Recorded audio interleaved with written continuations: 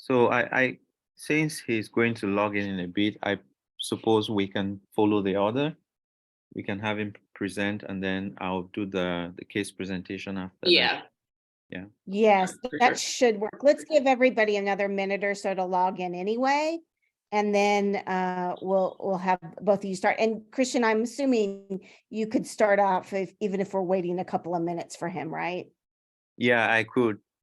I think we Okay. probably will be fine for time because we usually do introductions as well, Piper. So that'll. Oh, that's that'll take right. I time. So forgot about that. Yeah, so that'll give Jonas plenty of time to get settled, I'm guessing. I forgot about that. So Yeah. we should be able to do things as planned.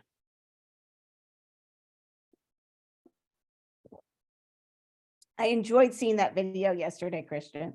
Oh, That was thank awesome. you. I really enjoyed that. Yeah, it's different. It's so different from everything else.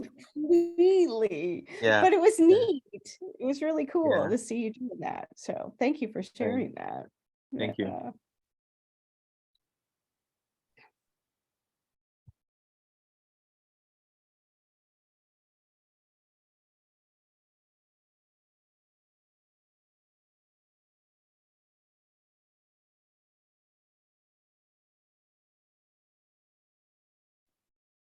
While we're giving folks another minute, good morning, Christian Orley here. I noticed that there's been some back and forth on Epic about scheduling a consult meeting this coming Monday. I was thinking maybe I can just create a Zoom for 12:45 on Monday and send it to everybody via email, because that was the last message I saw from Felicia. Do you feel comfortable if I do that? Would that be okay? Yes, that'll be fine. Thank you for doing Okay. that. Yeah. Thanks, Orly. Yeah, you bet. Okay, let's go ahead and get started. And then I'm hoping by the end, Christian, that Jonas will have popped on from the VA. Yeah, I mean, if it doesn't pop on, then I can start. Okay. Yeah.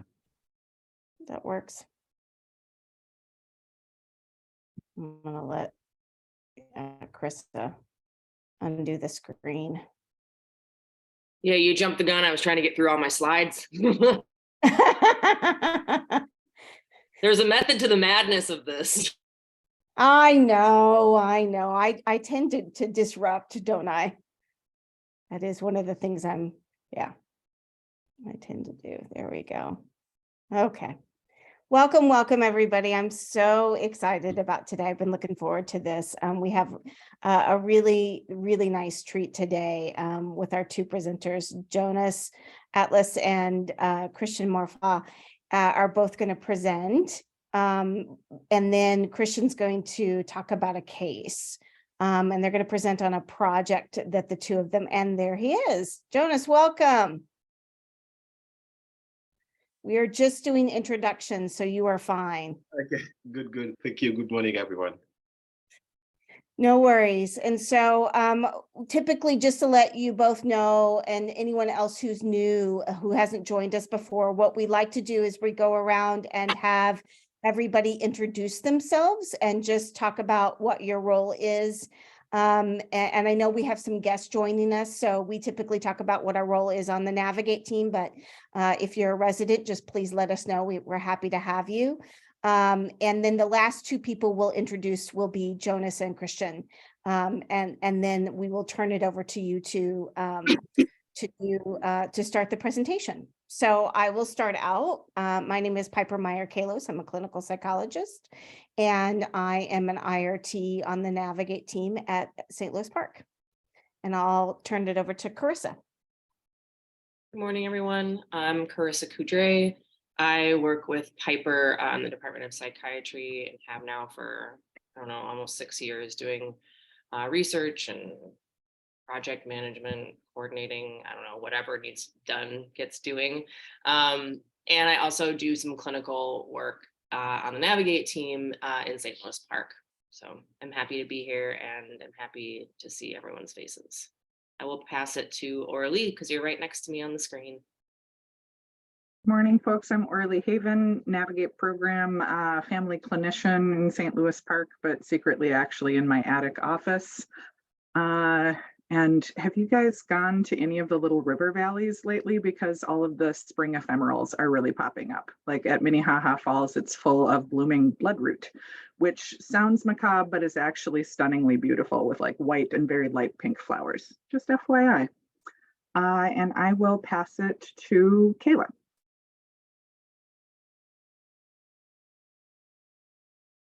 Hi, I'm Kayla. I am up in Duluth, Minnesota. I'm the program supervisor for the child and family team, so I oversee about 12 therapists. And I also run the first episode Psychosis team, as well as fill in for family education and IRT as needed. I will pass it to Krista. Morning, everyone. I'm Krista Reeder. I am a clinical social worker and IRT clinician at the St. Louis Park Navigate program with mHealth. And I will pass it over to Elizabeth. Morning. I am a IRT specialist therapist on the HOPE program team in Minneapolis. I will pass it over to Laurel. Hi, good morning. My name is Laurel Bieshki. I'm the program director and family clinician over at the Compass program at Radius Health in St. Paul. And I will pass it on to Valencia. Hi, I'm Valencia Garcia. I'm a third-year psychiatry resident, currently rotating through the Navigate program, working with Dr. Hansel. Right, and I will pass it to Tricia. Hi, good morning. My name is Tricia. I am an IRT clinician at the Navigate program in Grand Rapids, Michigan. And I will pass it to Vic. Hi, good morning. I am a certified peer specialist and I am on the HOPE team. And I will pass it to who hasn't gone yet? Shoot, I'm not very good at this. As Kayla? Oh, Melissa. Melissa, I'm happy to go. I'm Melissa Delho. Excited to have you both, Christian and Jonas. I am the program director for the University of Minnesota's St. Louis Park Clinic Navigate program. And I also am a family clinician historically on the team. Just noticing a couple people introduce themselves via the chat.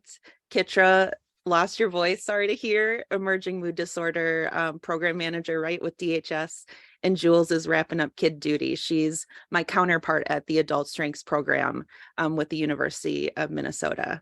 And I will pass it to Ron, who we welcomed this week. Hi, my name is Ron Chitekwe. I'm a PhD student at Augsburg University. Just here observing. Glad to have you, Ron. Nancy, I don't think you've gone yet. Morning, everybody. Nancy Howe. I'm the family peer for the Navigate team in St. Louis Park, the HOPE program in Minneapolis, and then also the Strengths program at the University of Minnesota here in the Twin Cities. And I will popcorn to Stephanie. Hi, I'm Stephanie. I am the Supportive Employment and Education Specialist with Navigate in St. Louis Park. And I think Liz hasn't gone yet. Hi, I'm Liz. I'm driving, so I don't have a video on, but I'll be at my office in a minute. I am the program director of the first team in Cedar Rapids, Iowa. And I think Felicia, can you hear us? I know you're on the phone as well. That's okay. So it's Dr. Felicia Hansel, who is the psychiatrist for the Navigate program at St. Louis Park. So I think that leaves Jonas and Christian. So I'll let the two of you introduce yourself and just go ahead and share your screen, whatever we need to do to help you. All right. Hi, everyone. My name is Christian Morfaw. I am a second-year resident at the University of Minnesota. I have been doing IRT with Piper as my supervisor. And I'm excited to be here today. It's my first time attending this echo clinic. And yeah, I'll pass it to Jonas. Yeah, thank you. So I'm Jonas Attilus. I'm a Christian colleague, also second year, and Piper is our supervisor for therapy. We learn a lot from her, and today she extended the opportunity to us to present a couple of cases that we are very interested in. And this is the first time I'm here, and I'm very excited to share with you whatever we have in store. I don't know. I don't know if you guys can make me like kind of a host so I can share my screen. Yeah, I'm doing that right now. I was just waiting until you got logged on to the one that you were gonna. Yeah, so I just switched from one computer to another one. So you should be good to go now. Okay, so I assume, do you guys see my screen? Yep. Yep. Okay, so I'm going to make it. Do you see it now, like completely? We Like can full see size? it looks like the presenter view. It's the presenter view. Yeah, not this, Okay. not, Jesus. So should I stop it and then? yeah, I would. Okay, so what should I do now? And then just share your screen again, Jonas. And if it's too funky, sometimes what I'll do is I'll just make that slide bigger and you can just do it from the regular view. What about? Oh, yes. Stop the presentation view. So in Stop slideshow, this. do you see the button? Yeah. Stop this Do you see the button where it says in slideshow? and slide. Yes. Okay, go ahead and do that. Okay. And then share your screen again. Okay. Because I forget what button it is. Chris, I don't know if you remember what I can, button it is. if you want to share your screen, I can probably walk you through it. I did this last night. I think it's duplicate slideshow if there's at all that button for you where it says like duplicate slideshow. Display setting. PowerPoint. What about? Sorry, I don't have it in front of me, but Okay, so what about this one right now? It's still like the presenter view? Yeah. Okay. If you go into displays, okay. Jesus Christ. So Go into. It's okay. okay, so which one should I choose? Maybe this one, the screen one.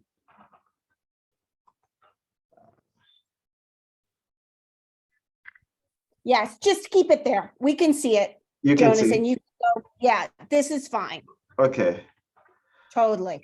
So today I'm going to talk about one of the cases that I encounter as an intern. I would say like this is the very first Black patient that I care. And just to give you a content warning, we're going to talk about race, about racism. And I'm very happy that this discussion is being held like one day after we had our DEI event. So at least we are all already in the mood of talking about those difficult conversations. So just something I want you guys to know, like this case, I presented it in March this year at the Muslim Mental Health Conference. I don't remember if it was the 19th or the 20th, but so it received, people will really appreciate it, like to listen a case like that. Okay, so for some reason, I made. Okay, so some content warning. I'm going to talk about a little bit about police brutality and some violence too. We are going to talk about intersectionality when we care for our patients, okay? And then why it is important to consider like other factors that influence people's mental health and also access to care. We will promote cultural humility in this scenario. I don't know what you guys were on May 21st, 2020. Probably all of us thought this will be kind of like a normal day for everyone. And then, so an event happened where it put Minnesota under the microscope light. The entire world was watching at Minnesota. So this gentleman, George Floyd, was murdered in May 25th, 2020. that sparked a global movement. Like or even the Black Lives Matter was already there, but that was a moment where people will see like, okay, there is no such thing as Minnesota nice, there is no such thing that, okay, I'm not racist, you have to be anti-racist. So because racism is the air we breathe, is the water where we all kind of like swimming. And then this happened, I want to say the early days of COVID-19, at least in the US, because the COVID-19 was already making a big impact, especially in Asia at that time. So at that moment, they realized we were dealing with two global pandemics, like racism and also the COVID. I watch soccer a lot. So even like all the soccer game in Europe, every time they will start a game, they had to put a knee on the take a knee just to talk about racism, just to give you a sense of all the global movement. Even I'm Haitian, and there was kind of like a lot of a picture of George Floyd in Haiti. My family live in Mexico for the last 7 or 18 years. You could see like the translation of Black Lives Matter, Las Vidas Negras important in Mexico. So just to give you a sense of how global the movement was. So there was a patient. Are you guys keep following me? Yeah. Okay. So this is the first Black patient that I will take care of. He at that time he was, let's say 18, let's say 17 turning 18, because I think I met him when he was 18 turning 19. I don't remember the date. So like before George Floyd murder, mom realized that he was withdrawn.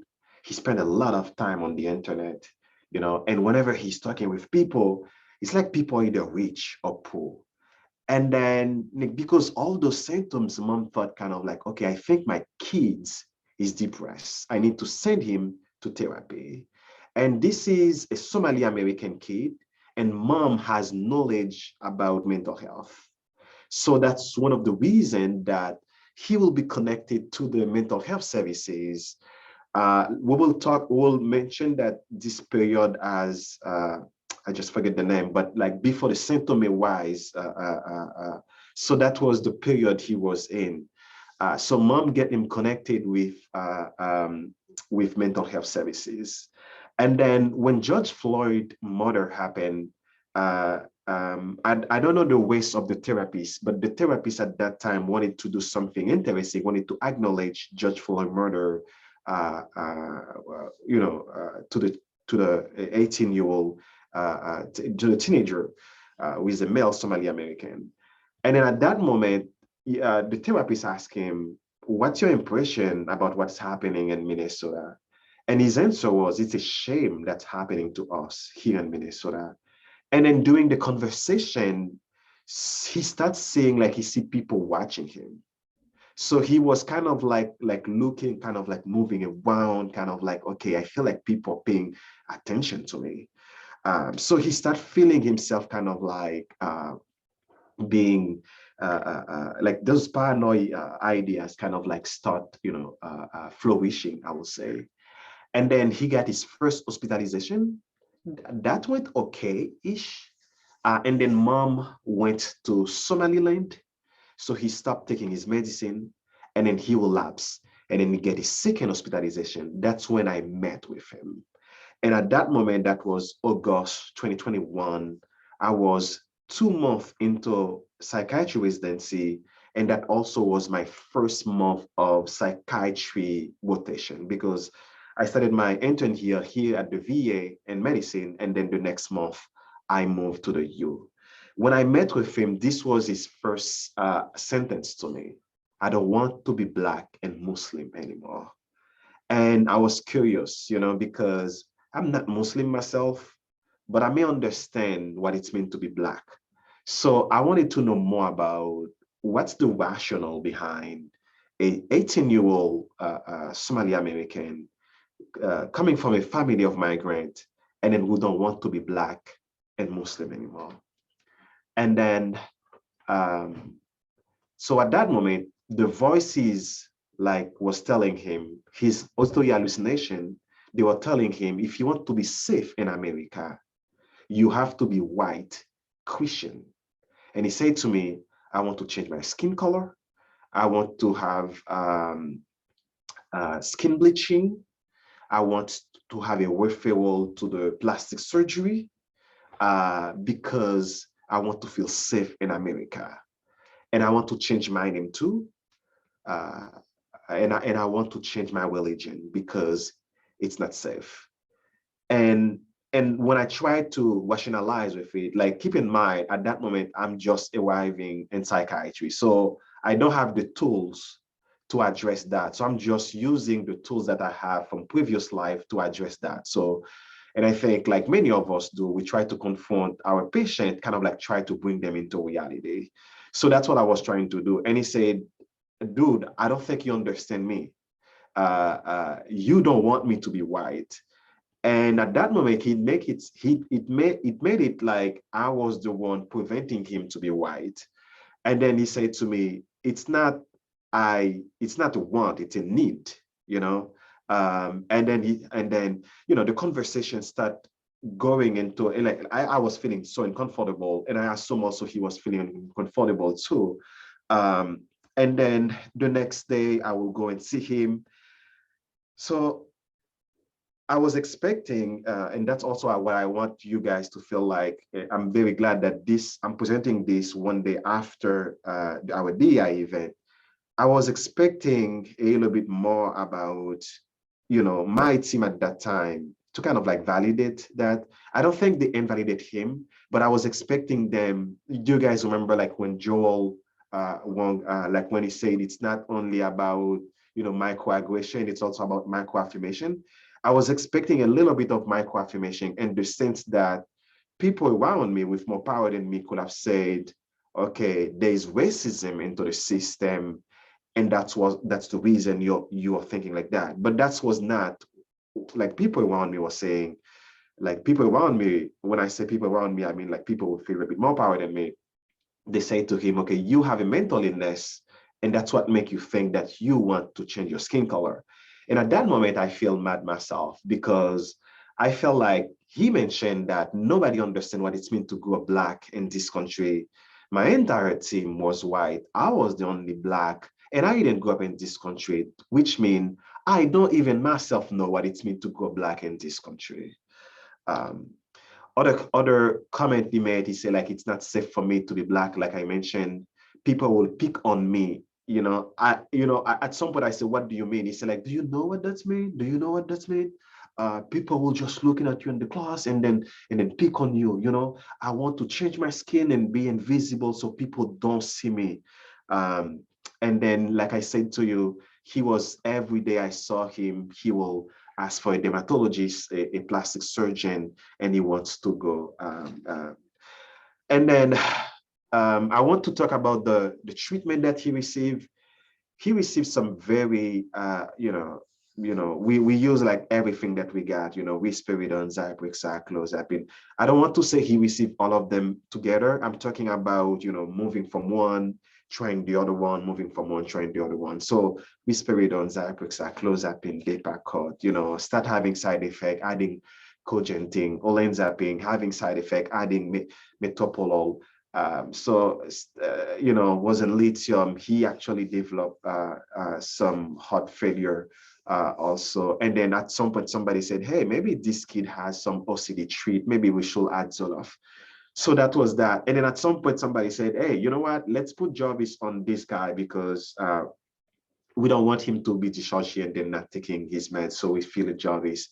And then mom realized that he may be dangerous for himself. He may need guardianship. Something that happened before the guardianship, I was like, because I feel so hurt and I wanted his story to be known. And I asked him, can you give me permission to, share your story? He said to me, I will give you permission to share my story if you can tell everybody you know, in this sense, I will call him Barack, which is not his real name. He said, if you can say Barack doesn't feel safe to be Black in America. So he signed a consent form to me. And then I will say like 1 month later, like the guardianship arrived, and then his mom also signed a consent form to talk about his case. And then when they realized like he was not responding, somebody said, okay, maybe we should try ECT on this guy. And then, you know, we did like ECT. And then I will say like he spent literally 110 days in the unit. After 1 month, I have to move to the ED for my ED rotation. You know, whenever I had time, I will come up and then just spend time with him. And I realized what a awesome guy he was. I realized he loves soccer too. Like I love soccer. I don't support his team, to be honest, but there's one person who play on the soccer team that used to play on the soccer team that I support. And whenever I remember that guy, I remember like we had the things in common too.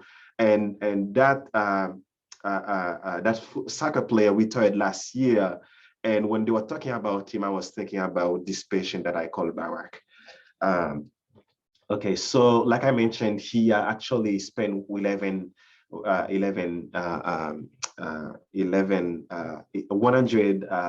days. And then the day he was discharged, I was in PEDS, and then I said, I will not let him go. Please stop me if you guys realize I'm taking too much time, but I'm trying to make this a narrative. Okay, so so I was in the child service when I realized he was about to be discharged, because I keep following his evolution. And then I said, I cannot let him go without saying goodbye to him. So so what I did, I came to the resident workroom. I don't know if you guys know Khalil Gilbrand. Hopefully I pronounce the name. You know, I'm a French speaker, so I pronounce anything in French. Khalil Gilbrand is one of the most famous poets. So he's a guy with a lot of wisdom. So I take a lot of quotes from Khalil Gilbrand, print them, and then I wrote a little notes, let him know that I didn't forget. I will for sure one day talk about his case so people can know about him. But I think my intention to talk about his case was mainly to understand how racism can hack our mind to the point where, you know, we have the illusion like to feel safe in this country, we have to be white and Christian. I even talked with somebody who is in Somali, who is a psychiatrist also, and asked him, if somebody grew up in Somali, will you have a delusion where they want to change their skin color to feel safe in Somali? And he said, no, that's not possible. But we have people like lightening their skin color, but not, you know, those people like they're on the street, but not, you know, patient. So like I said, like we continue with the ECT. Okay, he got discharged in 111 days. And then I bring everything for him. And then at that moment, like when he was leaving the hospital, he gave me a hug. Like no patient has gave me a hug in my life. And then mom realized that he gave me a hug. And then at that moment, mom said, oh, I realized that Barack has his own community here. And, those things kind of like community. I think before this patient, I didn't really, I know what my community is, like my friends, but I didn't know I could build a community with the patient. And I think that's one of the reasons also I kind of like try to change the way I'm practicing psychiatry. And I really want to have more people of color in my panel too. Yes. So we give him the ACT, get discharged. And then while he was at home, he actually convinced mom to bring him to a dermatologist. And then he went to see the dermatologist, and the dermatologist realized that what you have is not the issue of your skin color, is a psychiatric disease. And mom said like the reason she brought him to this dermatologist is because mom wanted him to listen from the dermatologist that it's not because mom doesn't want him to see a dermatologist, but it's just because mom wants him to feel like comfortable, like mom is not trying to hide something from him. And at that moment, mom realized that where it is safe for this kid, like the community or the hospital. And over the last 12 months, when I say last 12 months, I'm talking like March. When I look at his chart, he got 6 hospital admission and 25 ED visit. When I say ED visit, I'm talking to a kid that will show up to the ED and say, I want to change my skin color right now. Like he doesn't show up and say, the voice, he doesn't show up and say somebody's out there to kill me or whatever. He will show up and say, I want to change my skin color right now to be safe in America. I want to, because you have patients who show up to the ED and they're very manic and, there's a component of paranoia here too, but the paranoia is kind of like, well, it's kind of like based on the reality of America. But my point here, it's not a sense of somebody come and say, okay, the FBI, I just want to hurt me right now. Like this kid show up to the ED every time talking about his skin color. Okay. Yeah, so I was talking about intersectionality. I want to talk about race in this sense. This guy, he's a black Somali American. Immigration status. Mom was born in Somali, migrated here. They are educated people. Faith, which is Islam. So I was able to get closer to him because I'm new in this country, and then I'm a black guy, but I'm not Muslim. That's also one of the things I said in the Muslim Mental Health Conference, that I'm not Muslim myself. I grew up in a Christian family. My dad is Seventh-day Adventist. I grew up in a Seventh-day Adventist family. But my point is, when I went to the Muslim Mental Health Conference, that was the very first time I realized that I am part of the majority because of my Christian background. Like it's going to be very hard for you as a black guy to think you are part of the majority. But I think me being in the Muslim Mental Health Conference, when people were like asking me, let's go and pray. And I'm like, oh, I don't know what to do. Or like, and I was kind of like nervous because, sometimes you cannot touch women so I was like, me being in that space make me realize that, okay, there's a component of me that make me feel like I'm part of the majority. So my point is, I'm going to talk about the data that Melissa Dalho helped us put together too. Melissa, Clara, and then Irem. We actually set a survey to the entire residency program, trying to understand how ready we are to care for a patient like that, where the care should be done at the intersection. So I'm going to go fast now because I realize it's 37 and I don't really know at what time I should stop, and I don't really want to over talk. You have about 10 more minutes. 10 more minutes. Okay, so I have a slide. Okay, so first thing, we wanted to survey the residents to see if they consider political climate when they care for the patient. As you can see, like the majority of them say sometimes. Okay, so that's the data that we collect. We wanted to know how many of them take into account the patient cultural, social, faith, and racial identity. The majority say often. We also wanted to know if they are aware of the assumption, that they have about other people's culture. You will see often they take into account that. So you will see like the majority say often. We wanted to know if they have any interest in social justice issue, or if they are aware of the impact social context has in other people's, such as power, privilege, and social oppression. The majority say sometimes. We also wanted to know how familiar they are about the history of racism and marginalization in the US. The majority say they are somewhat knowledgeable. We also wanted to know if they are well aware that the mental health practice that we have is really rooted in the Western thought. The majority said we are quite knowledgeable. We also want to know if they are aware of multiple identity our patient can carry. So the majority said they are quite knowledgeable. We wanted to promote a little bit of lifelong learning. That's the cultural humanity component. Already they are like to continue to learn about, all those identity. The majority say they are quite knowledgeable, that they have to keep learning. I want to talk about like 3 bias. I was thinking of bringing like 10, but thanks God, I only bring 3. I think it'll also let me know when I have like 3 more slides. Okay, 3 more slides.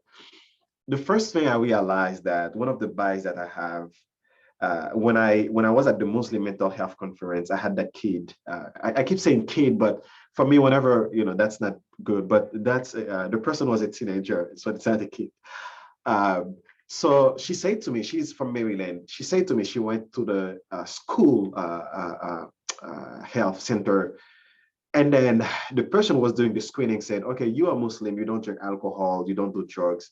And then like keep checking like that. And she was like, but what if I do, I drink alcohol and do drugs, And that's also a bias I had to, in my mind, I was like, okay, if somebody is Muslim, it's yes or no. It's kind of like, okay, they are Muslim, they respect everything, or they're not Muslim, they don't respect everything. But it's not true. It's turned out that they're like us. If you have a Christian faith or whatever the faith, everything is in a spectrum. Some people may feel more comfortable to think, I grew up in a family where people don't touch alcohol. My younger brother drank a little bit more. I would say socially, I drink a little bit less, but my dad doesn't drink at all. So you have all that spectrum, So I will say it's the same thing in the Muslim community too. You will have people, even though their faith might say it's something, but that doesn't mean they're completely not, like to keep the grace area. When it's come for sex, I usually thought kind of like, okay, we don't talk sex about that community because it's a taboo.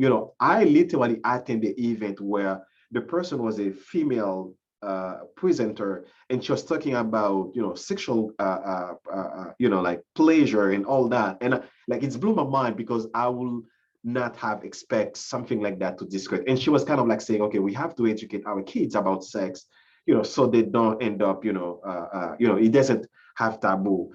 And something I realized also, when we don't talk about sex, the person who pay that the worst is usually women, because they end up being raped and they end up being pregnant with a lot of kids. So we definitely need to talk about that. And then the last thing I want to talk about is the COVID-19. This one is a true story from a friend here in Minnesota. When COVID hit, they brought the nurses to talk about the COVID vaccine with the community. And then, the nurse was talking about, NRMA, like the way, like the injection and all that. And the patient, the population said yes, and nobody took it. And then after that, they said, okay, maybe the nurse doesn't know. Maybe let's bring the doctors. And, the doctors arrive and then they make the knowledge more complex, and then everybody say yes, and then nobody took it. And then one of the persons say, why not bring a imam? And then the imam arrived, and the imam said the vaccine is halal, and everybody took it. You see what I mean? So like just one word from one person in power changed like the desire for this population to receive the vaccine. So this is the reason also, when we are going to work with a community like that, we definitely need to know who is empowering that community, who people listen, and what can we do, or can we partner. So what's next? This is my last slide. After that, Christian and I, we wanted to do a couple of things that, I'm very like public health oriented person, like very health policy and system oriented person. So we tried to put a project together. We pitched that to Dr. Vinogradov, and Dr. Vinogradov really liked the idea and gave us like $4,000 to start the pilot project. So we are going to answer that question. What intervention could help Somali American better recognize and more widely seek help for the mental illness symptoms? So we are going to look at mental health disparity in that community, and we're going to create a community advisory board only with Somali American people, and then having focus group and then try to understand all that community understand mental health, mental illness, mental health utilization, and how do they perceive healing and all that. So we take that same project also, Christian and I, we apply for an APA research colloquium, and we were fortunate enough to receive an award for that. So what does the award contain? The award, we are going to go to California next month. We're going to receive 2 days intense training on research, and they're going to pay. The APA is going to pay for that for us, and then the APA also want us to go in December to Florida, also receive training on research, and then we're going to go to Texas in May next year to receive training about how to address mental health disparity. And my goal, like I said, I'm a very policy-oriented guy. I want to partner with the community, but I also like politics in the sense of talk with the NAMI, talk with the legislators, see how we can take funds and then move them to that community. And I would like us as academia to approach that community, not to do harm, but to partner with them just to see how we can not only help kids like Barak receive better care in the community, but for people who look like Barak, they can find our mental health services more friendly, and then they can receive care. So I think that's all I have. I don't know if you guys, probably you have questions, but that's all I have. And thank you guys for listening to me. I will stop sharing. Excellent. Christian, did you want to add anything? I just wanted to stress more on the fact that we need to consider our patients, these different identities that people have, like faith, race, and immigration status, and other identities, in order to be able to care for our patients well. And it's our goal that in this research that we would understand the Somali community better, and what we would be able to find out in our study would help provide us to be more comfortable doing that. So I'm going to share my screen, and then I'll just go to the next presentation, which is still a continuation of what Jonas presented. I'm going to talk about a patient that I've been seeing in the Navigate program, who has these intersections with a Muslim, it's a migrant, and it's a Black patient. And I want to talk about how things that have, in my perspective, have contributed to this patient's presentation, and things that have influenced the different aspects of faith, Blackness, and migration that have influenced his care. And also get to hear from this expert panel, get your perspectives on how we can we can provide better care to this patient while considering his different identities. So there is no conflict of interest that I want to present. This is the outline that we would have during this presentation. So this patient, the reason why I'm presenting this patient again is because it fits well with our topic today, caring for a patient with this at the intersection of faith, migration, and race.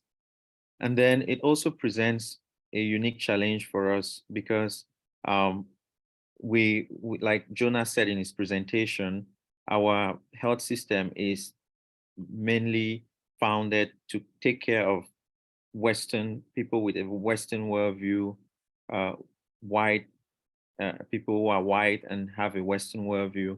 And it's important, it's challenging to also consider people who don't fit in this worldview and how to better take care of them.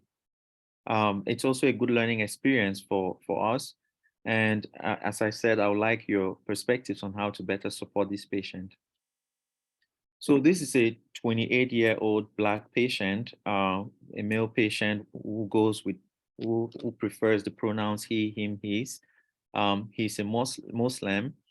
He immigrated from Saudi Arabia. He's originally from Eritrea in Africa.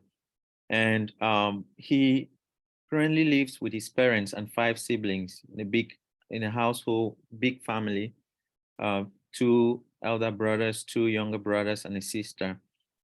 His highest level of education is high school. He graduated from high school in Saudi Arabia. He's heterosexual. His first language is Arabic. He speaks English, but it's sometimes difficult for him to understand, and so he prefers Arabic. So this patient had no prior psychiatric diagnosis before presenting back in December, sorry, in April 2022, with a history of paranoia, auditory hallucinations, ideas of reference, and thought broadcasting. In fact, he was reporting that he would hear voices and then feel that everyone at work is trying to hurt him, and that people at work were listening to, were reading his mind. And this symptoms started back in October 2021. This was in the context of him having a lot of stressors at work, trying to work and get promoted at work, in the context of having a road traffic accident, and in the context of trying to integrate in the American system. These symptoms led to him quitting his job. He was having a lot of anxiety. He also had symptoms like reduced emotional expression, avolition, and anhedonia. He was hospitalized then when he presented in April 2022 at United Hospital. And then he was started on Jordan Lexapro and then referred to us to the Navigate program. He's currently taking Abilify and propranolol. Like I said, he doesn't have any prior psychiatric diagnosis, but he reports that right from a very young age, he's been suffering from social anxiety. He's been having difficulties being around people. He hasn't taken any before April 2022. He was not taking any psychotropic medications. In his family history, his paternal grandfather completed suicide, and his maternal and paternal uncles, they have presented with symptoms of psychosis, like hearing voices, and then being agitated and having disorganized behaviors. He doesn't use any substances. And in his family, he reported that in his family, there is some stigma regarding mental illness, and it's not something that's completely understood or acceptable. Like I said before, he was born in Eritrea, but he was raised in Saudi Arabia, and that's where he schooled. He did most of his schooling and then graduated high school and moved to the US. He doesn't have any reported trauma while growing up. He reports that his childhood was more or less normal. So in this patient, my understanding of what this patient presents with is that this is a 28-year-old patient with no prior psychiatric diagnosis, who has a couple of intersecting minoritized identities. He's a Black patient, he's a Muslim, he's an immigrant, and he has a family history of psychosis and no substance use. He presents with symptoms that are consistent with schizophrenia, unspecified schizophrenia spectrum, and other psychotic disorders. But these symptoms are occurring in the context of many other things that are happening. Difficulty with integrating in the US culture, in the system, in the culture, difficulties with language. And then most importantly, during different conversations, I have identified that there are some underlying core beliefs that, especially should, must, and never core beliefs. He believes that he should have finished college by 30, before turning 30, and he should have been a cybersecurity expert by then. And this is a very big point, stressor for him. It sounds like when he looks at his friends who have completed, his friends with whom he graduated high school, who have completed their college and are currently working, have a good job, this stresses him even more. And it makes him feel that if he was back in Saudi Arabia, he may have succeeded and he may have completed his studies. And this contributes to the stress of moving to the US. He also presents with some core beliefs of catastrophizing. And this again are related to, he had a prior, when he moved to the US, he had one of the prerequisites for going to college is English language, and he started doing that, but didn't, he failed the class back in 2014. And since then, he's been feeling that he cannot succeed. He cannot succeed in learning English and in passing the course because he failed before. And as much as we say that this is a core belief, it's also based in reality. He's struggling with this new language that he has come to learn, and he's struggling with catching up with how fast it is, how people talk, how fast people talk, and catching up with the system in general, not even knowing what to expect when he goes to when he goes to school. So these are also some things that are contributing to his stress. These are also some things that are contributing to his stress. So based on all of this, I think that even though he's presenting with symptoms that fit with psychosis, there are other things that are contributing to his presentation, which make him feel less valued and make him feel as if he is he doesn't matter in the society. He feels like he's a failure and he's insufficient. And as long as we do not target these different stressors, it might be difficult for him to return to a normal functioning life, which is the goal of our treatment, that once his symptoms improve, he should be able to get back to life and function.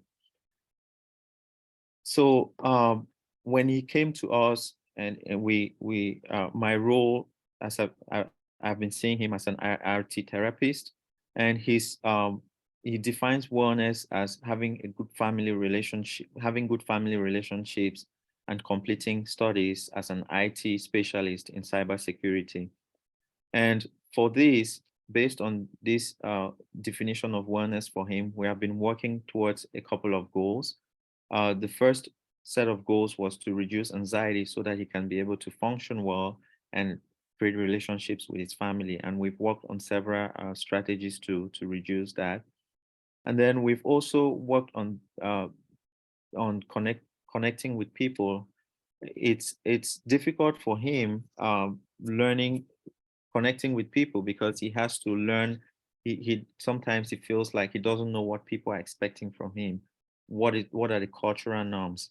And we went through these basic things like how to start small talks with people, how to maintain relationships with people. And he's been working on this and decided to start with his family, creating this relationship with his family, and then with others at work. He's been working on that. But our main concern at this time is these core beliefs that he has, and which are also, like I said, rooted. They're also based on his reality, his experience in the US. The core beliefs of not being a failure, of not being sufficient, of that he should have finished college by now, and since he has not been able to do that, he's a failure. So for this, we've been doing cognitive restructuring. It's been it's been a challenge doing this with him because of several things: language issues, and we've had to use interpreters during our sessions. And this has been a challenge because doing, for example, a role play with an interpreter is not an easy thing. And I think that he's been a very engaged patient to be able to follow with the interpreter and do this. And other things that we've done to address these challenges, we've also tried to look for some resources in Arabic that could help him better follow what we are doing. It's been a challenge getting these resources. So if folks here in this panel have other resources that could be helpful in Arabic, that would be great. Other things that we've also been mindful of during our interactions is his religion, because this is very important to him. And his some things that have affected this have been that we've tried to accommodate has been fasting during Ramadan. We've tried to reduce the sessions to allow him to be able to pray and also fast. And the reason why I'm presenting these challenges is because I want to get your perspectives on how to consider these intersecting identities. How can we better support this patient considering these different intersecting identities? So that would be the end of my presentation. And I would like to end by saying that as much as patients with minoritized identities present with what mainstream with symptoms of psychosis, which are mainly based on our Western culture or Western medical worldview, it's important to also consider their cultural background, consider their different identities to be able to better support them. Thank you for your attention. Thank you. I appreciate that. So we have time to, if anyone has questions for Jonas, or we can also take some time to talk about the case and give Christian some feedback. So the floor is open to anybody who wants to ask questions.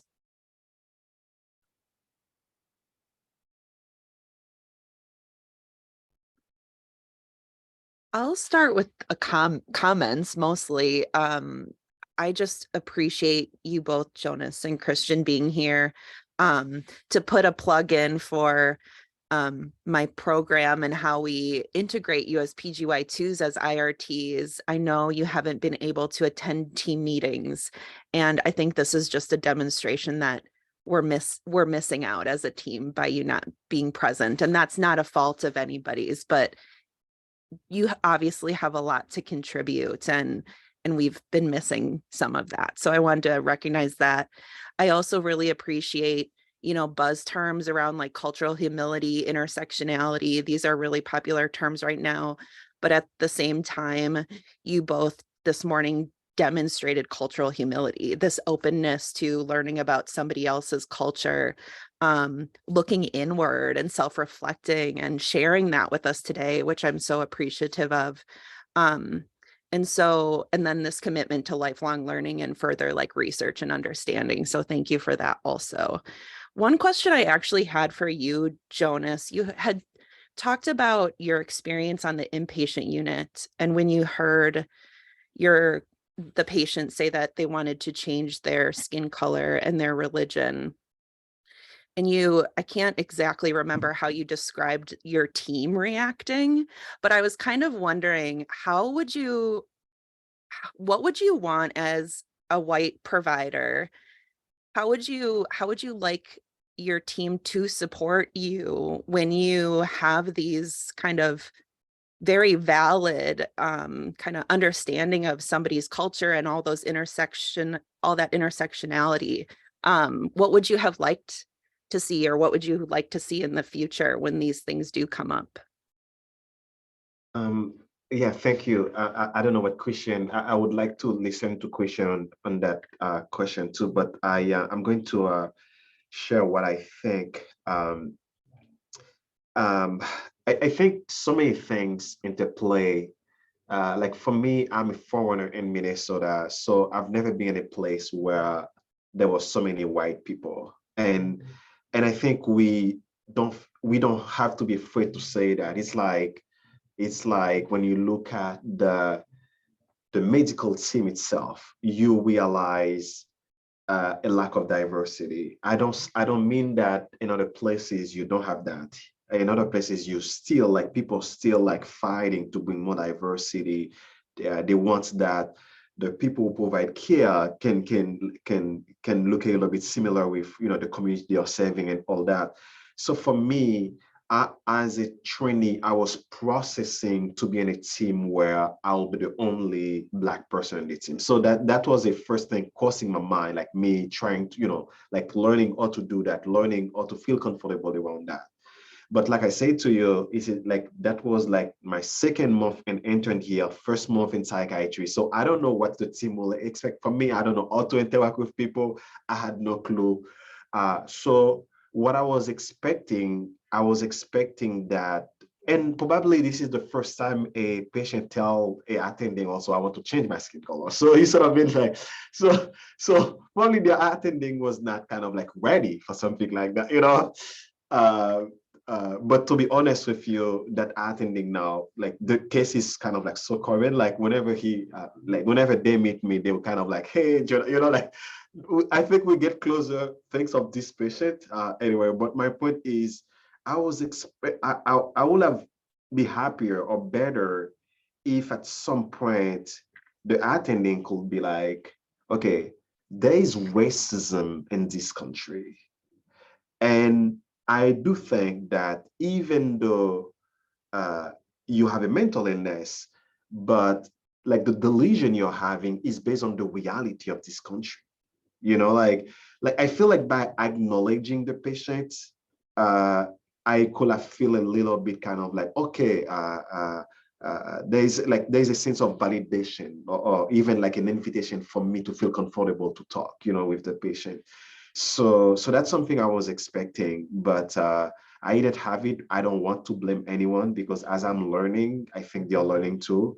But what I did, believe it or not, for the next 3 months, I will go every other day, or like I never miss a week without seeing this patient, even though I was not caring for the patient anymore, because I realized that at some point this patient needs me. So that's something I was expecting, and like at that moment, I had 2 supervisors that I talked with them about the case. One of them is Daniel Vrize, and the other one was Nakita Natala, and I was able to kind of like empty my mind about that. And I think them providing space for me to talk about the patient and all that make me feel better, so I could go back and care for the patient without being worried. So I think that's important, in the sense of because believe it or not, when you have power over a trainee, whatever you say and whatever you don't say carry impact. So yeah, that's what I think. I appreciate that. Thank you so much, Jonas, for sharing. And I don't know, Christian, if you have other thoughts, but I do want to just follow up with another question or comment that just, when we work with individuals where racism is clearly playing a part in just their thought processes, whether it's core beliefs or psychotic symptoms, naming that in session. And I wonder, how comfortable people feel doing that, how to go about doing that, and what the group thinks. Hi, I'm Saoirse. I kind of came on late, but this is a very relevant topic for me because I've had this come up and talked about it in supervision. I'm white passing. I get treated in the world as white. My grandfather is Ghanaian and Muslim, but he's in France. So I'll sometimes I kind of pick and choose when I disclose that and if it's helpful or not helpful, because I'm still treated differently in the world than, for instance, my African clients. So it comes up often where sometimes the content of their delusion is something valid. Like, I think people are watching me in stores thinking I'm going to steal.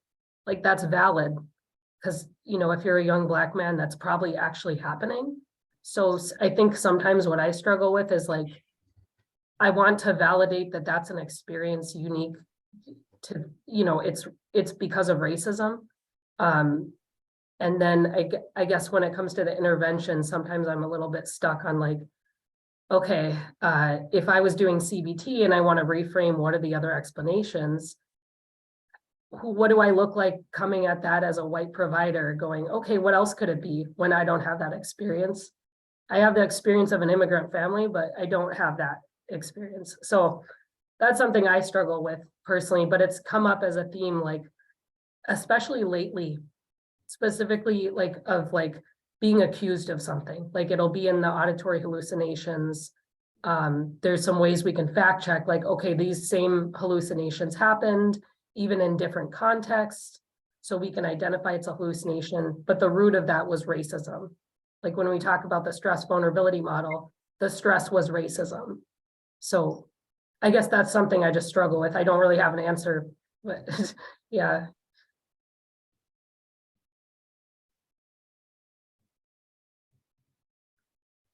For me, I think that this conversation has been great. So thank you, first of all.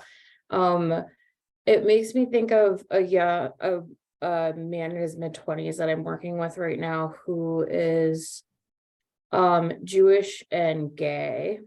And like kind of similarly to what like Saoirse was talking about, a lot of like what I'm seeing as potential like paranoia has like a lot of like overlap with like very reasonable beliefs and thought processes someone who is Jewish would see around like authority or being oppressed, as well as being as a gay man. And I actually don't think I had thought about it that way until this conversation. And so part of that for me of what I think I'm going to take from this conversation and thinking about these intersectionalities is consultation. Because like when both of you all were talking, I'm like, oh, of course, this is part of racism. Of course, like this is part of immigration and language barrier. But I think if I were the clinician in the meeting with those people, I'm not really sure that would be like as obvious to me. I don't know if I would come to that as quickly as like you all are presenting and I'm like, oh, of course. So I think like for me, continuing to consult and bring these, especially when there's intersectionality in you know, minority identities, this is just a really good reminder for me to continue to consult and talk about and have these conversations.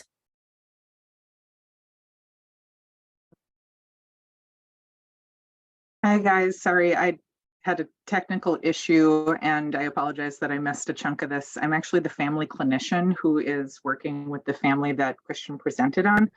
And one of the things that I want to share that's been such a tremendous success for my work with this family is that I've been able to not consistently, but semi-consistently partner with the same interpreter.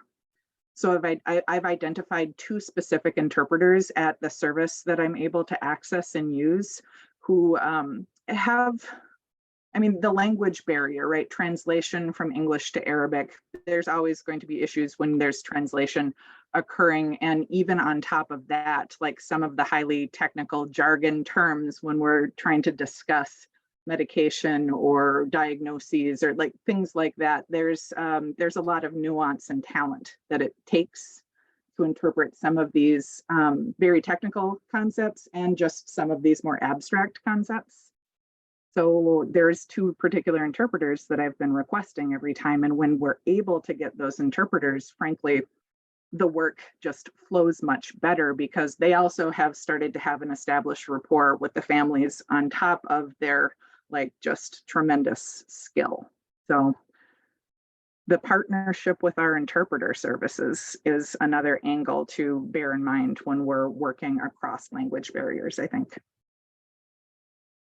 And I will add also if we could educate or even train those interpreters to recognize mental health symptoms, so they could also help us, screen the community, like without our presence being there, like it's like this is the point when you're trying to use every tools you have in hand, you see what I mean? So like I've actually shared some resources with these two interpreters, like just through the chat. I've shared links and things like that, with their permission. I'm not just lobbing them at people, but yes.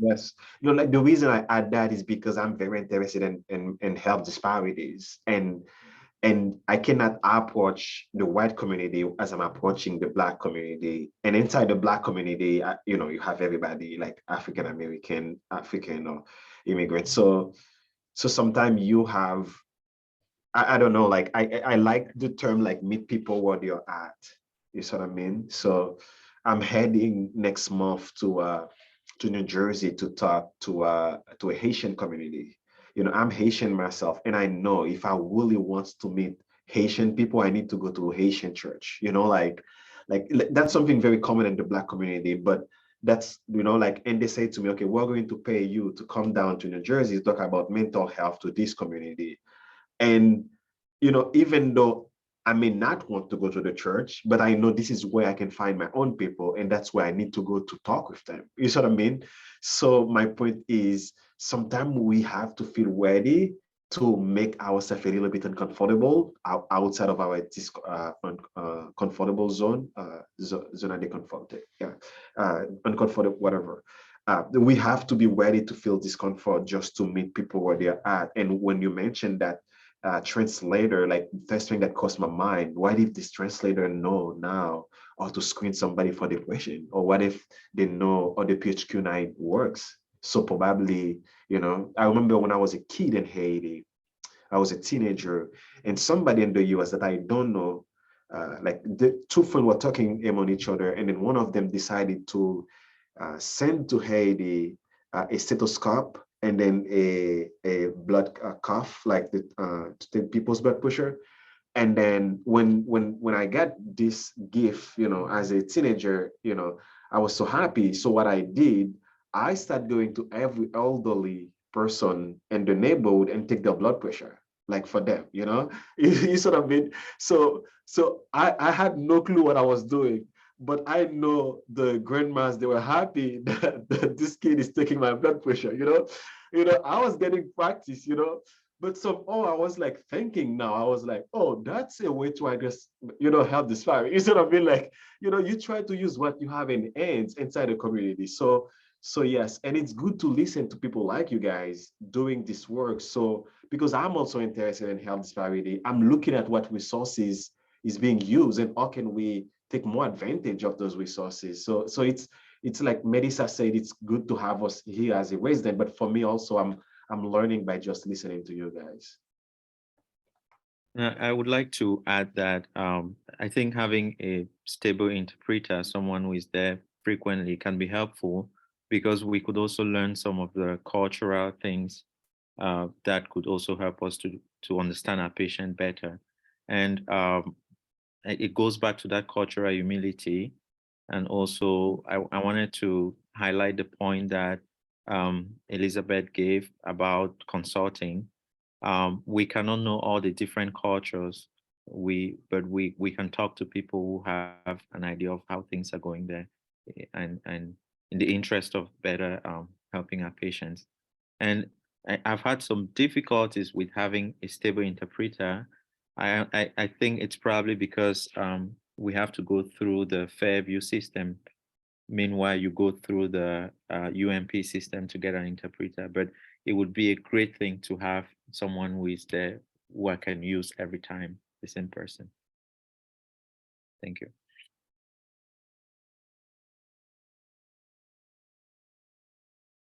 Other questions or comments, feedback? I had a thought too, Christian, for the case presentation, which my thought you may already be considering. But seeing like the really great like CBT stuff you're doing with that young person, just one of the things, especially like around schooling that, and in the realm of like people's psychosis symptoms. And so I don't know if this young man is experiencing like those cognitive difficulties from psychosis too, but there's just this thought that is so common when people have like done more poorly in school of like, now I'm dumb. Like this is a reflection on me. I'm no longer like the intelligence that I saw myself. And I can surely like assume that language barrier definitely doesn't help either, right? Like that you're hearing English, then you have to do it in your head in Arabic, and like how that works. And on top of that, like learning, I'm sure there are also like perhaps like schooling differences, right? And how we learn here in the United States versus in Saudi Arabia. And so like just all of these different factors, especially if there are like cognitive difficulties on top of that. Oof, I can just imagine like how those thoughts might be coming in. And I like, I'm sure you've done some of this already, but like hardcore normalization of like all of those factors. And I wonder if you haven't tried already, which maybe you have, but like exploring those. This is where I'm thinking like alternative reasoning could be helpful in that CBT, is like what else might be happening here? Like if this is a thought that they hold of like I can't do school, I'm dumb, you know, whatever those thoughts are, of like, well, let's just think about like what else could be happening other than you're dumb. I don't know, you've probably already done that, but just what I thought. We've explored it we've done that, but I think it's a simpler way to put it for him to understand like what else could be going on here. Thank you for that. And I agree with you that there's just so much that could affect his progress in school, including the cognitive decline with psychosis itself. And we've tried to problem solve a little bit and see if he could try other things to make up for this, like maybe having extra tutoring or having other extra classes. And that's some of the things we are working on, to see if just, again, normalize it, like you said, like this, yeah, you're going through all of this and it's because of this, and asking what else could be going on at the same time, looking for ways that could help him succeed. Yeah. And if I could add, I'm actually this patient's supportive employment and education specialist. And we've actually been working on, he's doing an online school right now in California. So we're actually getting him out of that and moving him to a Minnesota base. So that way, if he needs that, you know, more one-on-one support, that school is in his state and he can actually drive to the school and talk to his teachers, and just that easier communication. Same with supports at the school. It's going to be much easier to get those supports, whether it's tutoring or accommodations, if he is going to school here in Minnesota, even if it's online. And the school that I did find for him is offering online and in-person classes. So for any classes that he does struggle with maybe a little bit more, whether it's a language barrier or he's just struggling with that class, he can at least go in and take the class in course. And still have the option online for all the other classes. The other thing that I would add that I think has been hard is that when you're in a family, a larger family, and when you're a child of an immigrant, there's a lot of different pressure. We've talked about this before, Christian. There's a lot of pressure on what you should, and I feel like we've talked about this related to his should statements, that there's this lot of expectation. And it's interesting because I believe, and Orly and Christian, you'll have to correct me if I'm wrong, but parents don't feel that way about him. It's really a lot of what he puts on himself, which is unusual. This is unusual that he's not, but parents don't necessarily feel that way, but he compares himself really often to his siblings, which is also difficult. And I think a very common thing when you're the child of an immigrant that you come here and there's just a different set of expectations that you feel like you have to live by or that you have to succeed. Yeah. Yeah, I've talked to family about this and they are so very focused on wanting him to be like happy and feel safe.